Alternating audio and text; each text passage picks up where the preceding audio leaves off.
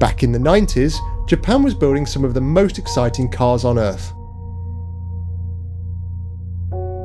And while everybody was busy buying MX-5s, Mazda quietly created this. A front-wheel drive coupe with a glorious 2.5 litre V6.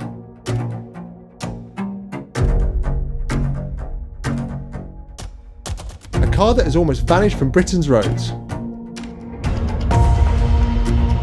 The Mazda MX6, and chances are you've never even seen one.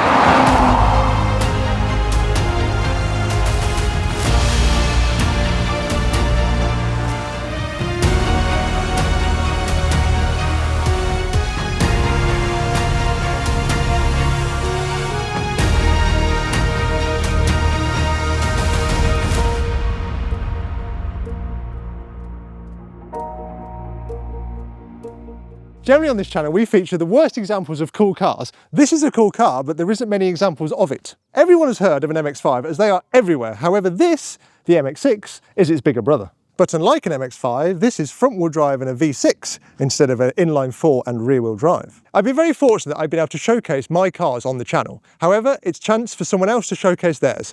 Call this subscriber showcase. This MX-6 belongs to Tim. Hello. As we previously mentioned, many young people have MX-5s. However, this is an MX-6. Tim, why an MX-6? So, as you mentioned, a lot of young people want MX-5s. I was looking at MX-5s. I did an insurance quote on one that was about 750 quid, came back as 7 grand. At that point, I sort of decided an MX-5, maybe not for me. I scrolled down a little bit further on eBay, and this was here. It's the kind of car that I've always sort of had in the back of my mind. I've seen it once when I was very young and sort of thought they're pretty cool, and you'll sort of forget about them because you don't see them that much. At which point I did an insurance quote on it thinking, well, an MX-5 was 7 grand, I wonder how much this will be, and it was cheaper than I was currently paying.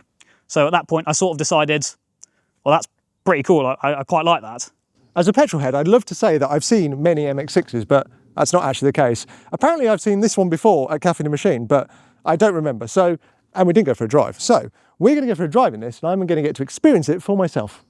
Today's episode is sponsored by Refund Club. The FCA recently confirmed that millions of car finance agreements between 2007 and 2021 were missold due to hidden commission deals.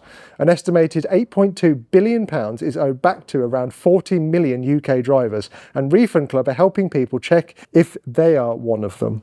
Best part is you don't even have to lift a finger. Refund Club pull all your old agreements, check them against lenders and run anything valid against their own law firm. You only pay if they win, and their fee comes out of the settlement before the rest is passed on to you. Here's something worth knowing. If you've had 2 or 3 claims between 2007 and 2021, each one is checked on its own. And with the average claim being £829, it could stack up quick. They cover all the major UK lenders: Black Horse, Santander, Motor Novo, Mercedes Finance, Barclays and many more. So if you finance a car through pretty much any high street name, you're covered.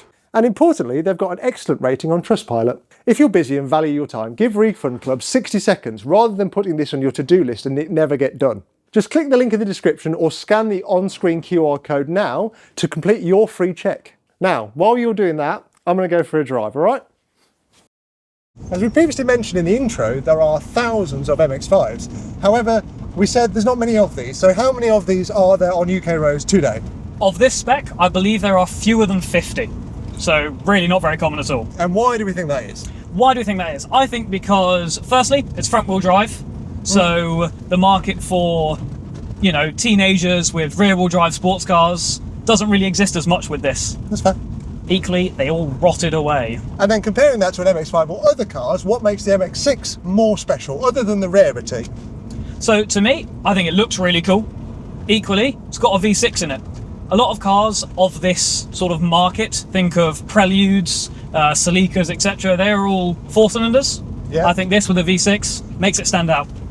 And something I learnt earlier on today, the V6 that's in this is also shared with the Ford Probe, which we also got in the UK, but not necessarily marketed as a younger person's car. It's more of a I'd say a middle-aged or older person's car. It's more of a wafting, car that people drive. Exactly. This was marketed the exact same way. The MX-5 was their small sports car. The RX-7 at the time was their big flagship sports car, and this was sort of in the middle as their, little bit nippy, slightly more luxury leather seats, etc., etc. And what have you done to this? Is not anywhere near standard. I can tell by the drive we are having. What have we got going on here? I noticed some top mount coilover camber adjustments. Yep. So what else is going on? So in my ownership, engine-wise, it's all standard. However, suspension-wise, it is sat on all four corners, some yellow speed racing coilovers. It also got a complete overhaul of lure arms, rear trailing arms, bushes, and everything. Nice. Some parts provided by Febby, and others are what I could get. Yeah, well, it's nice you can actually get stuff for these. That's always the trouble with some cars, is trying to find parts. But Exactly. When it comes to driving, what is your favourite thing when getting behind the wheel about this car? I couldn't pick one. I'd have to pick two. Oh, go on then. Firstly, it's old. I'm not nannied by sensors. I'm not cocooned by beeps and bongs. I just like the fact it's raw, it's mechanical. Yeah. And to lead on with that, a cable throttle. I love the feeling, even if you're going from 10 to 15, pushing a cable throttle and feeling that response under your foot, rather than it just being some potentiometer you press and it does electrical gizmos. I really like that more mechanical feel. And we were talking earlier, I was like, oh, electric windows. We're like, what options do we have? We have electric windows. We have AC, but it doesn't work, hence why the windows are open. Yeah, exactly. The condenser is littered with holes. We also have electric mirrors. Oh! Very fancy, I know. I actually have the original sales brochure, and in there you can see all the options. Oh, okay. And it's AC, you could get a roof rack, you could get an extremely rare rear blind, like on an E36 that you could kind of pull up. Do they all have sunroofs? And they all have sunroofs. Okay, cool. Yes. Tilt and fully opening. Nice. When coming to buy these, what would you look out for? What are the common downfalls and things to look out for? Well, it's 90s Mazda, it's Japanese, rust. Firstly, most important thing. You will see this car has a little bit of bubbling on one of the rear arches. On both of the arches, one's just a bit worse. And underneath, I've had quite a lot of welding done to it because there was a hole in one of the sills, which was fun. But mechanically, they're pretty sound. The engines are pretty solid from what I've heard. That's good. The distributors go on them a little bit, and one of the expansion tanks is prone to cracking, 'cause it's plastic. But other than that, mechanically, they're pretty solid. But yeah, most important thing, rust. Yeah, it's the same story with most Japanese things, because they do not protect against salt, but because they don't have any salt. And in the UK, we have all of the salt. And yes, things like to rust very, very badly. And it's not only Jap stuff now, even a car of this age, E36s, all that stuff, they're succumbing to the exact same thing.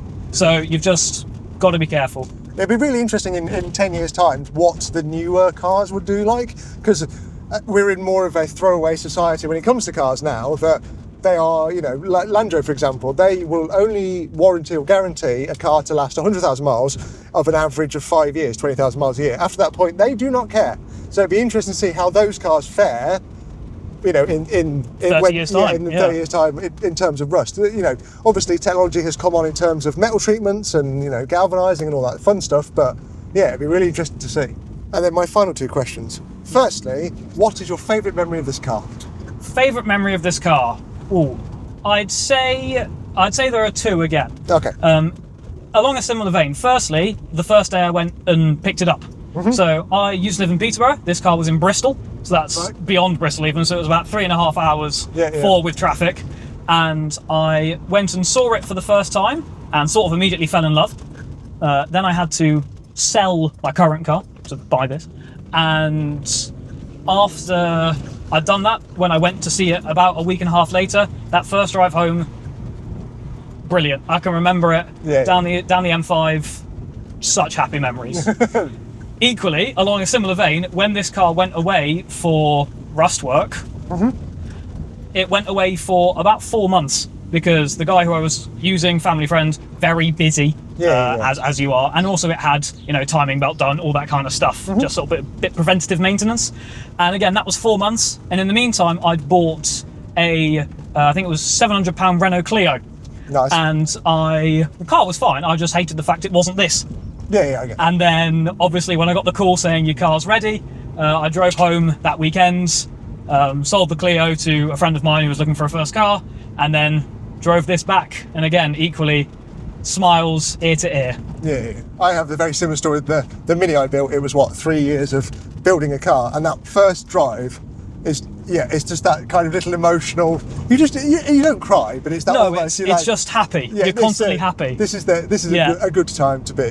It's very exactly. nice. And then my final question: has it ever left you stranded? No. Oh. Thankfully. As I said, the engines are relatively reliable, Yep. other than leaving me for 4 months without an MOT.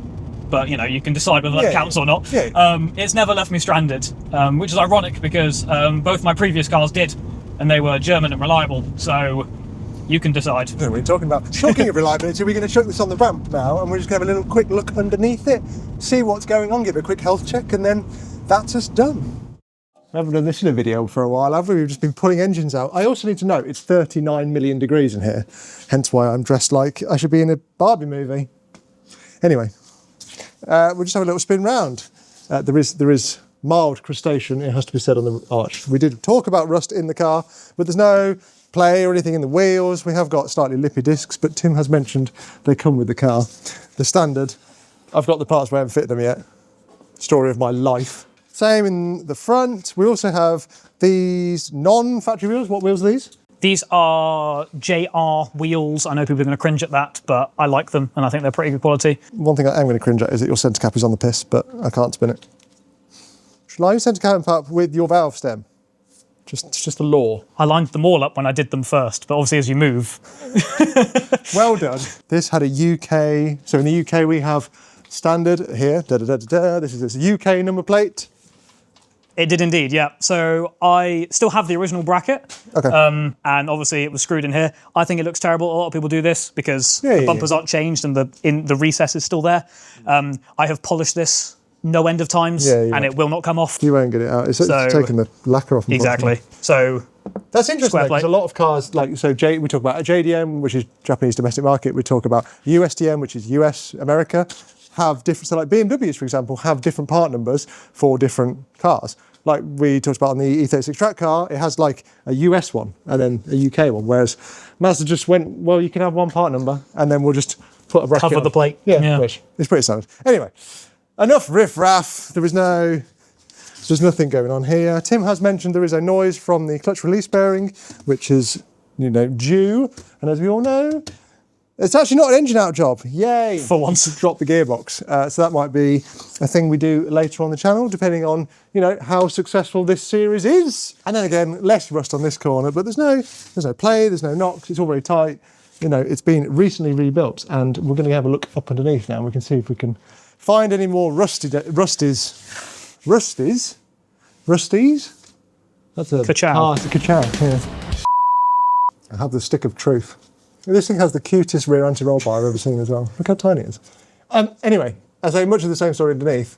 As we said, we have all new arms, which is all very lovely, but there's a lot of surface rust going on, but there's nothing, there's nothing scary. It's the same story with a lot of Japanese things that, they just get undersealed, and when they weren't worth a lot in the, earlier in late 80s, early 90s, people just kind of kept them going, and now we're kind of collecting these cars.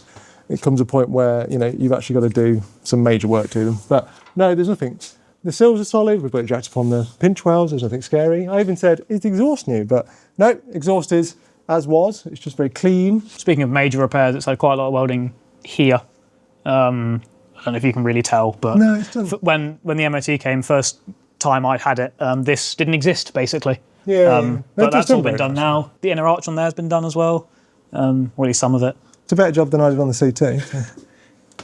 But yeah, the rest of it, it's all very nice. There's nothing. It's nice to see a car on my ramp that's not scabby as hell. Some of this needs deleting. I completely agree. Maybe just this bit, after being rudely interrupted by the compressor. But yeah, the front of it is all very clean. We've got a slight oil weepage from the sun plug, but nothing crazy. It's the same story for the rest of it. I have noticed looking up here, we have a CV boot that's dying. You're also missing a slide pin corner off one of your calipers, which means you'll have a sticky brake before long if you're not careful.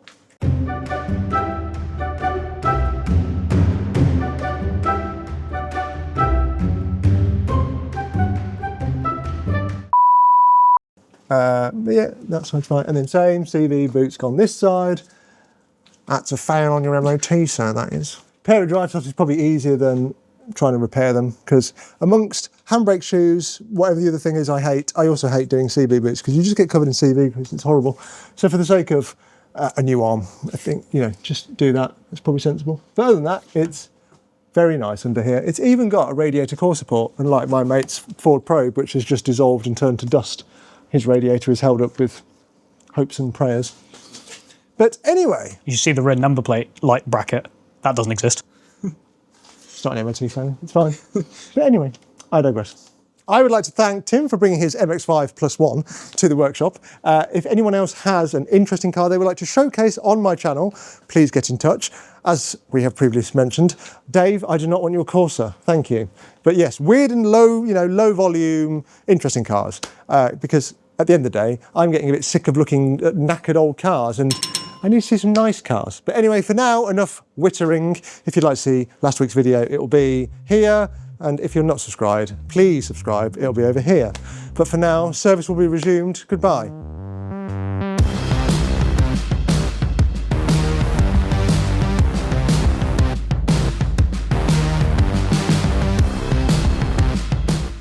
I've been very fortunate that on my YouTube channel, I've been able to showcase my cars. I've said my too many times already, hell.